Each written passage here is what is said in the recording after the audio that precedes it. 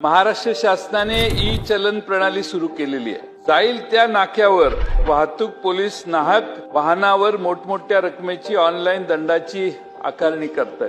Motor परिवहन कायदा कलम 132 नुसार पोलीस उपनिरीक्षक पेक्षा कमी दर्जाच्या अधिकाऱ्याला वाहनाची कागदपत्र तपासण्याचे अधिकार नाहीत। असे असताना सर्रास पोलीस कॉन्स्टेबल हवालदार देखील कागदपत्राची मागणी करतात, वाहतूकदारांना त्रास देतात। आता तर पोलिसांना मदतीसाठी ठेवलेले महाराष्ट्र सुरक्षा रक्षक मंडळाचे कर्मचारी देखील गाड्या थांबवून कागदपत्राची मागणी करतात आणि मग कागदपत्र नसली तर बाकीच्या सगळ्या अपेक्षा करतात। शेजारचं गोवा राज्य आहे, प्रमोद सावंत साहेब तिथं मुख्यमंत्री आहेत। ते असंच चालू झाल्यावर पर्यटनावर परिणाम व्हायला लागल्यावर त्यांनी सगळंच बंद केलं। आता गोव्यात कोणत्याही चौकात पोलीस ई चलन लावू शकत नाहीत। जिथं ई चलन आकारले जातील तिथं एक वरिष्ठ अधिकारी उपस्थित असतो तरच ई चलन आकारलं जातं। अध्यक्ष महोदय, शेजारच्या राज्याने केलंय, आपणही त्याचा वापर करावा। राज्यातील जवळपास 10 पेक्षा अधिक संघटनांचे प्रतिनिधी या संदर्भात